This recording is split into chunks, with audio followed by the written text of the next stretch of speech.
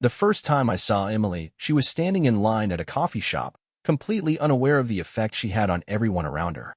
She was laughing with the barista about something, her voice light and effortless, as if she had known him for years instead of mere minutes. There was something magnetic about her, like she could walk into a room and instantly fill it with warmth. I remember watching her tuck a loose strand of hair behind her ear, eyes crinkling as she smiled, and thinking, I have to know this woman. Fate, or maybe just sheer luck, made that happen. We met properly a few weeks later at a mutual friend's party. She was standing by the kitchen, a glass of red wine in hand, wearing a dark green dress that made her eyes look even more striking. We started talking, and within minutes, it felt like I had known her forever. She had this way of making conversation feel effortless, like you were the only person in the world when she was talking to you. I was hooked. We started dating soon after, and I quickly realized Emily was unlike anyone I had ever met. She was adventurous and spontaneous, always the first to suggest a weekend road trip or a last-minute dinner at a restaurant neither of us had heard of before. She loved old movies, the kind where the dialogue was fast and the romance was slow, and she had an endless fascination with the stars. We'd spend countless nights lying on a blanket in the backyard, her pointing out constellations while I mostly just watched her in the moonlight. Within a year, I knew I wanted to marry her. Our wedding was in the fall, on a crisp October afternoon. The trees were painted in deep reds and oranges, the air carried the faint scent of burning wood from nearby chimneys, and the sky was an endless stretch of blue. It was small, just close friends and family, but it was perfect. I remember the way she looked at me when she walked down the aisle, like I was her whole world.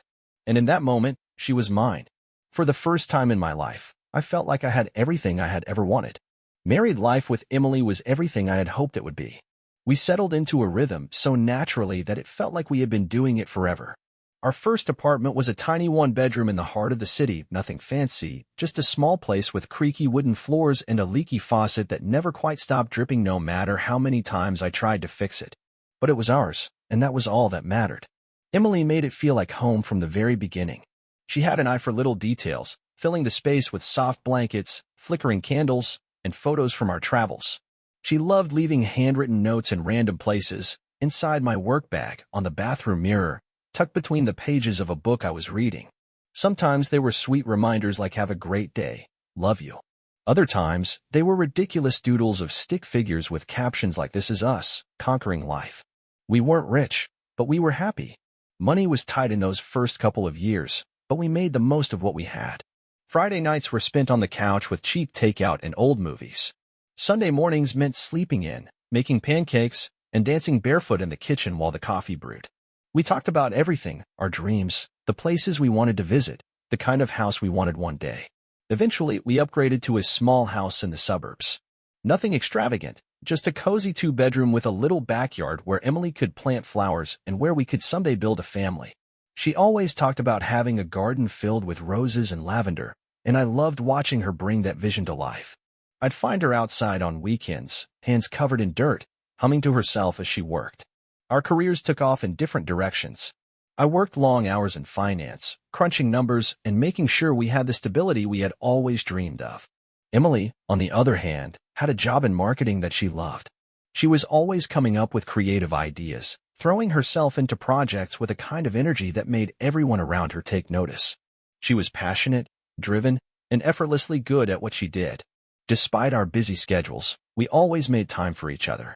Date nights were sacred, even if it was just grabbing ice cream after dinner or going for a drive with no destination in mind. We still had our lazy Sundays, our late-night talks, and our shared dreams of what the future would look like. Looking back, those years were some of the happiest of my life. It wasn't perfect, no marriage ever is, but it was real. It was ours. As the years passed, Emily and I built something solid, something that felt unshakable. Our life together had this beautiful balance to it, a mixture of routine and spontaneity that made every day feel meaningful. We weren't just husband and wife. We were best friends, partners in crime, and each other's biggest supporters. Our home became our sanctuary. It wasn't the biggest house on the block, but it was warm and full of life. Emily had this way of making every space feel like it belonged in a magazine, soft, inviting, and personal. The walls were filled with framed photos from our travels, tickets from concerts we had gone to, and little mementos of the life we were building together. One of my favorite things about our marriage was the way we never stopped learning new things about each other. Even after years together, Emily would still surprise me. One night, she suddenly decided she wanted to learn how to bake.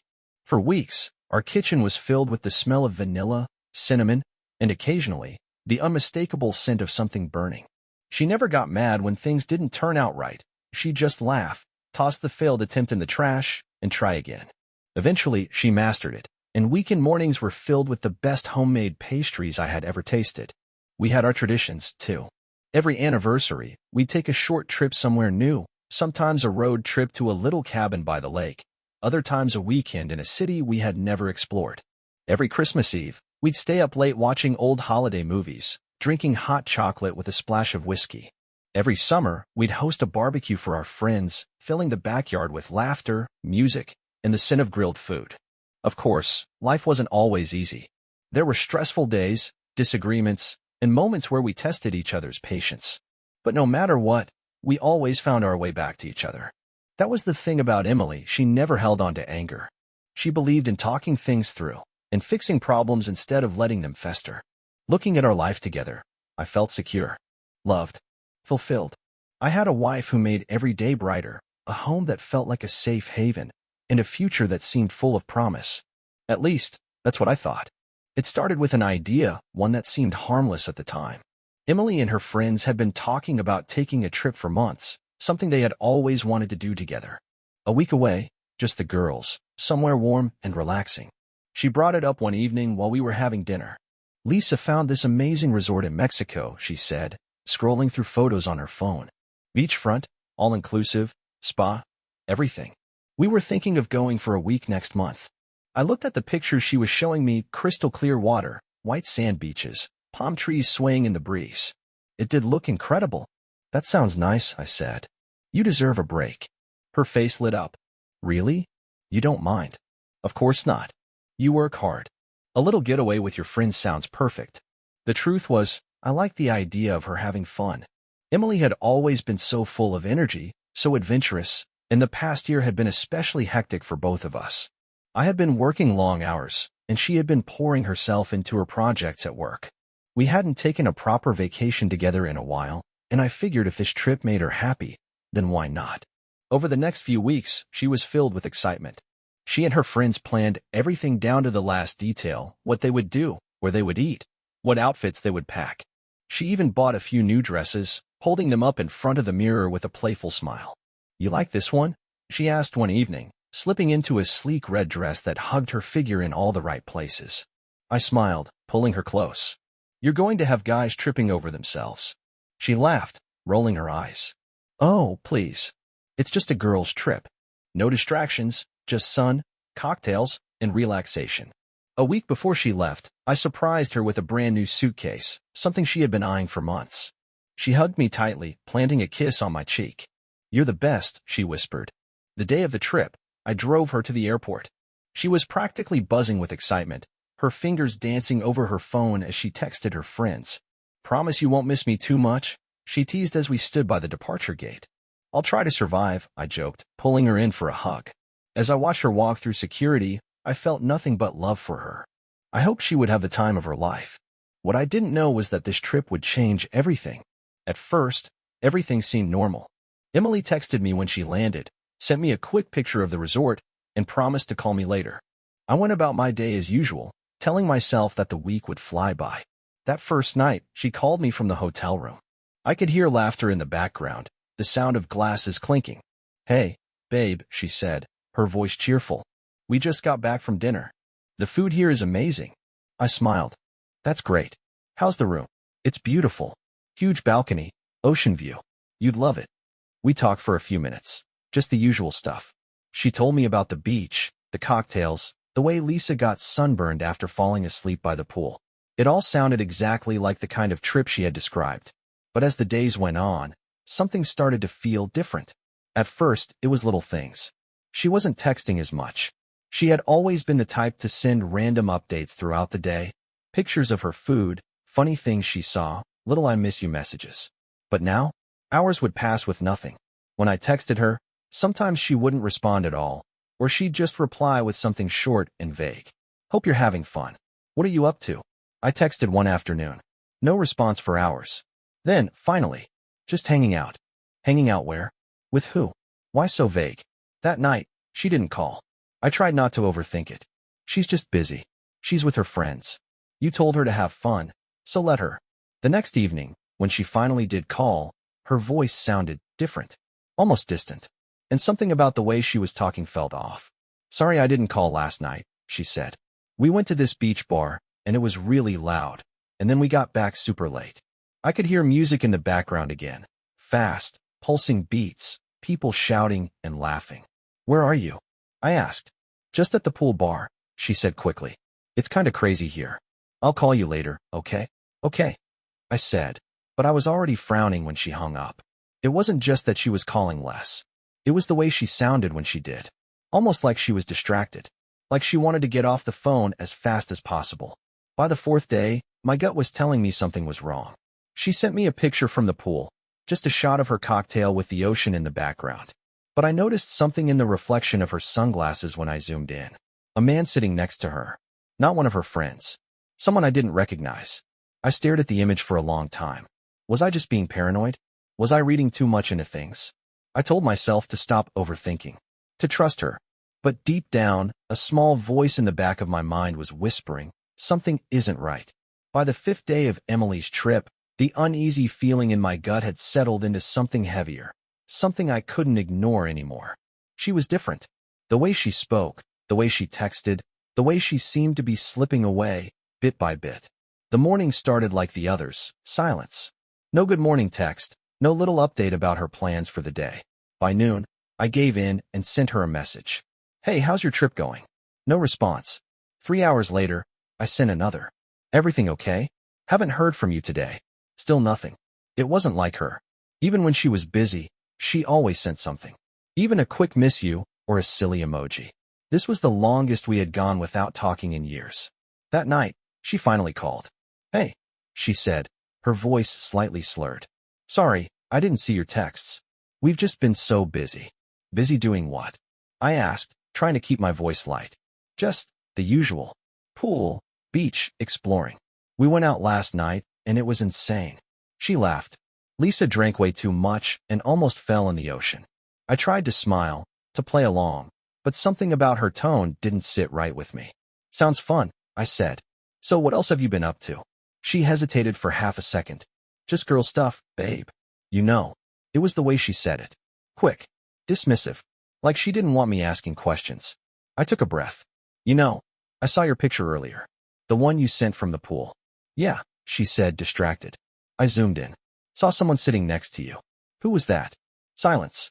Then she let out a short, forced laugh. What?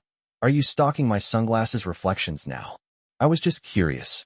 God, you're ridiculous, she said. But there was something defensive in her tone now. It was just some guy from the resort. We were all talking. Nothing weird. I didn't respond right away. Do you seriously think I'm doing something? She asked, suddenly sharper. I sighed, running a hand through my hair. Emily, I don't know. You're barely talking to me. And when you do, you sound like you don't want to. Jesus. I'm on vacation, she snapped. I didn't realize I had to check in like a child. That stung. I never said that. I replied carefully. Something feels different. She let out an exasperated sigh. I'm just having fun. Can't I have fun without you making it weird? I wanted to believe her. I really did. But that nagging feeling wouldn't leave me alone. After we hung up, I sat in the dark for a long time, staring at my phone, wondering if I was crazy, or if I was finally starting to see the truth. By the 6th day of Emily's trip, I had stopped pretending everything was fine. That gnawing feeling in my gut had turned into something heavier, something that wouldn't let me rest. Every text she sent felt forced, every call was rushed, and the time between them kept stretching longer and longer. It was like she was pulling away, step by step, and I had no idea how to stop it. I tried to distract myself, throwing myself into work, going to the gym, even grabbing drinks with a couple of friends. But no matter what I did, my mind kept circling back to her. The way she laughed a little too much when she spoke, the way her voice slurred at night like she had been drinking more than usual, the way she dodged my questions about who she was with. Every little thing added up, but I had nothing concrete. Nothing I could point to and say this. This is why I don't trust her right now. That night, I stayed up late, waiting for her to call. Midnight passed, then 1, then 2 in the morning. I sent her a message, "You still awake?" But it stayed unread. I told myself she had probably fallen asleep, that she was tired from a long day. But deep down, I knew better. She finally called the next morning, her voice groggy and low. "Hey, sorry, I crashed last night," she murmured. I sat up in bed, rubbing my temples. "I tried calling." "I know," she said quickly. "I was exhausted. We went to this club, and she paused. "It was a long night." "Which club?" I asked, not even sure why. Maybe I just wanted something real, something to hold on to. She hesitated for half a second. Coco Bongo, I think." I frowned. "You think?" "Oh my God, does it matter?" she snapped, suddenly irritated. "Why are you interrogating me? I'm on vacation, not in prison." Her words hit me like a slap. I wasn't trying to trap her. I just wanted to talk, to feel close to her again, to feel like nothing had changed. But it had. I could feel it in the way she spoke to me, in the way she brushed off my questions like they didn't matter. "Emily," I said, trying to keep my voice steady. "I'm not trying to ruin your trip, but you've been acting different, and I'd be lying if I said I wasn't worried." She let out a sharp breath. "I don't know what you want me to say. I'm just having fun. I don't want to spend my whole trip on the phone reassuring you every 5 minutes." I opened my mouth, but for the first time, I didn't know what to say. Because maybe that was the problem. Maybe she didn't want to reassure me. Maybe she didn't care if I was worried or not. The realization hit me like a slow-moving car crash. This wasn't just a feeling anymore. This was something real, and I had no idea what to do about it. The 7th day of Emily's trip started like the others, silence. No morning text, no quick photo of the beach, no message saying she missed me. By now, I had stopped checking my phone every few minutes, trying to convince myself I was overthinking things. But I wasn't. Something had changed, and I couldn't shake the feeling that I was about to find out exactly what. That evening, just as I was finishing dinner, my phone buzzed. A message from Emily. "God, last night was wild. I can't believe I did that. I swear, I wasn't even planning to, but he was just so." I stared at the screen, my heart slamming against my ribs. My fingers tightened around my phone as I read the words again. And again, she was texting someone else. She had meant to send this to a friend. But she hadn't. She had sent it to me. My whole body went cold. My mind tried to keep up, tried to rationalize it, tried to convince me that maybe I was misreading things. But I wasn't. This wasn't some vague, harmless message. This was a confession. A few seconds later, the message disappeared. She had deleted it. My hands were shaking. She thought I hadn't seen it. She thought she had caught it in time. But she was wrong. I sat there for a long moment, my mind racing, my heart hammering, my stomach twisting itself into knots. Then, as if nothing had happened, another message popped up. "Hey babe, just got back from dinner.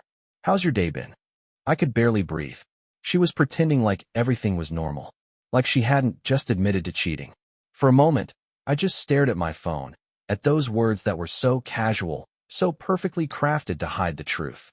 And I realized, this wasn't a mistake. This wasn't a misunderstanding. This was a choice.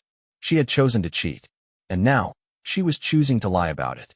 I clenched my jaw, my whole body tight with rage. I wanted to scream. I wanted to throw my phone across the room. I wanted to call her and demand an explanation, force her to say it out loud, make her admit what she had done. But I didn't. Instead, I took a deep breath. Then another. Because if she thought she could lie to me, if she thought she could pretend like nothing had happened, then she had no idea what was coming next. I sat there for what felt like hours, staring at my phone, at the message that had disappeared, but not before I had read it. Every second that passed only fueled the fire inside me. Emily thought she had gotten away with it. She thought she had covered her tracks, that I was sitting here like some clueless fool, waiting for her to come home with open arms. She was wrong. I wasn't going to cry. I wasn't going to beg for an explanation. I wasn't going to sit around wondering why she did it. I was going to make her regret it. And I knew exactly how. Emily had always been close with her sister, Claire. Too close, sometimes. They told each other everything, or so I had thought. Over the years, Claire and I had built our own kind of friendship, but there had always been something unspoken between us. A tension, a lingering glance here and there. A certain way she smiled at me when Emily wasn't looking. I had never thought much of it before. But now? Now I saw an opportunity. I called Claire. "Hey," she answered, surprised. "What's up?" I didn't hesitate. "I need to see you." There was a pause. Is everything okay? Not really, I admit it. But I don't want to talk about it over the phone. Can I come over? She hesitated, just for a second. Yeah, of course. 20 minutes later, I was at her apartment. She opened the door, wearing a loose sweater and leggings, her blonde hair pulled up in a messy bun. She looked concerned. You look awful, she said. Yeah, I muttered, stepping inside. Emily's cheating on me. Her eyes widened. What? I pulled out my phone, showing her the message, the one Emily had meant to send to someone else. Claire read it in silence, her expression shifting from shock to anger. That bitch, she whispered. I let out a humorless laugh. Yeah, and now she's pretending like nothing happened. Like she didn't just destroy everything we built. Claire clenched her jaw. I can't believe her. After everything you've done for her. After how much you've loved her. I didn't respond. Instead, I looked at Claire, really looked at her. She was beautiful in a different way than Emily's softer, gentler. And right now, she was furious with her sister. She met my gaze, and for a moment, neither of us spoke. The air between us changed. I took a step closer. So did she. And then, before I could second-guess it, I kissed her. She didn't pull away. In fact, she kissed me back. What happened next was inevitable. A blur of heat, anger, and revenge. It wasn't about love, not even attraction. It was about taking something back, about making Emily pay for what she had done. And as Claire lay next to me afterward, breathless and shaken, she whispered, she's going to hate me for this. I stared at the ceiling. Good. I left Claire's apartment before dawn, my mind already set on my next move. I went straight home and packed up all of Emily's things, her clothes, her shoes, her toiletries, every trace of her existence in our house. I stuffed it all into bags and carried them to the front porch. Then, I changed the locks. By the time her plane landed that afternoon, I was ready. She called me the moment she got to the house. Hey, babe, I'm home, she chirped, as if nothing had happened. A second later, I heard her fumbling with the lock. Then a pause. Then more fumbling. Her voice changed. Why won't my key work? I didn't answer. Another call. Another ignored ring. Then came the text messages. Why can't I get in? What the hell is going on? I walked to the window and watched as she finally noticed the bags on the porch. She bent down, rummaging through them, her movements frantic. Then, finally, I sent a text. I know. Seconds later, my phone rang again. This time, I picked up. Know what? She asked, her voice shaking. That you cheated, I said coldly. That you sent me a message meant for someone else. That you lied to my face and pretended everything was fine. Wait, no. You're not coming back in this house, Emily. Silence. Then a choked gasp. You're serious? Dead serious. I could hear her breathing hard on the other end, like she was panicking. We can talk about this. Please, just... There's nothing to talk about, I interrupted. Your things are outside. Take them and go. Wait, where am I supposed to go? She cried. I shrugged, even though she couldn't see me. Maybe Claire will let you stay with her. Then you two can talk about how good I was in bed last night. Dead silence. Then a sharp inhale. You're lying. I smirked. Am I? I hung up. And just like that, Emily had lost everything. Emily didn't leave right away. She stood on the porch, motionless, staring at the door as if she could will it to open. Her hands clutched her phone, her body tense, her breathing uneven. I watched from the window, hidden behind the curtains, knowing exactly what was happening in her mind. She was scrambling, panicking, trying to find a way out of the mess she had created. But there was no way out. Not this time. The call started soon after. My phone buzzed relentlessly, her name flashing across the screen over and over again. I let it ring, each vibration a reminder of what she had done. Then came the messages, one after another, frantic and desperate. She pleaded for me to talk to her, begged me to let her explain, insisted that it was all a mistake, something meaningless, something that didn't deserve to end us. Her words meant nothing to me now. She had already said all that mattered in that one text, the one she had meant to send to someone else. That was the truth. Everything else was just damage control. As I ignored her calls, her messages became more desperate. She told me she loved me, that she couldn't lose me, that we could fix this if I would just listen. But I didn't want to listen.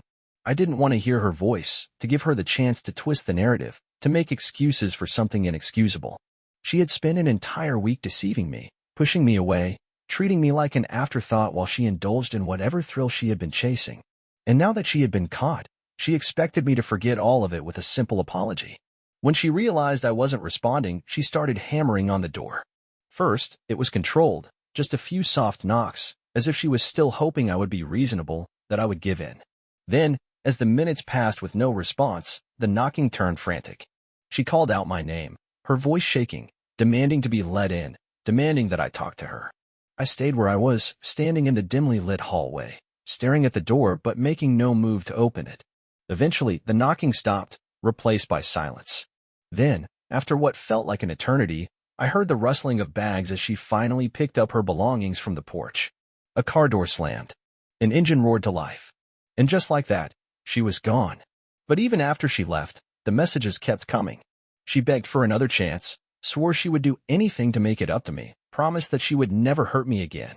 But the thing was, I had heard those words before, not from her, but from others who had been caught in their own betrayals, from people who suddenly realized the consequences of their actions and thought they could undo the damage with words. But some things couldn't be undone. Some things broke too deeply to be repaired. As I stared at her final message, one last plea for forgiveness, I realized something. I didn't feel anger anymore. I didn't feel sadness. I didn't feel anything at all. Whatever love I had for Emily had died the moment I read that text. And there was no bringing it back. The next morning, I woke up to an empty house. The silence was different now, not peaceful, but hollow, like something vital had been ripped away. For years, this place had been filled with warmth, laughter, and a sense of home. Now, it felt cold, stripped of meaning.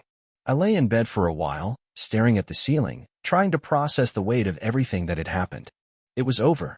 The life I had built with Emily, the love I had given her, the trust one had once thought was unshakable, it was all gone. I checked my phone. More missed calls. More unread messages. I didn't need to open them to know what they said. Apologies, more begging, more desperate attempts to undo what couldn't be undone. The last message she had sent was long, an emotional outpouring of regret and empty promises. She swore that she still loved me, that she had made a mistake, that she never wanted to lose me. But it didn't matter anymore. Love didn't mean anything when betrayal sat beside it. I deleted every message, blocked her number. Then, just to be sure, I went through my phone and erased every photo, every reminder of her existence in my life. I didn't want memories of her staring back at me whenever I scrolled through my pictures. I didn't want to carry around fragments of what we once had. She had already taken enough from me. I wouldn't let her take any more. The house still smelled like her. The scent of her perfume lingered in the air, clinging to the sheets, to the couch, to the places where we had once curled up together, unaware that it would all crumble one day. I couldn't stay here. Not in a place tainted by lies. By the afternoon, I had packed a bag. Just the essentials, some clothes, my laptop, a few things I actually cared about. I didn't know where I was going yet, but I knew I couldn't stay. I would figure out the details later. For now, I just needed distance. I needed to step away from the wreckage and breathe. Before I left, I took one last look around. The framed pictures were gone from the shelves. The closet was emptier. Her belongings were no longer scattered around the house. It was strange how quickly someone's presence could disappear. One day, they're intertwined with every aspect of your life, and the next, they're just gone. I stepped outside, locked the door behind me, and walked away without looking back. Emily had made her choice. And now, I was making mine.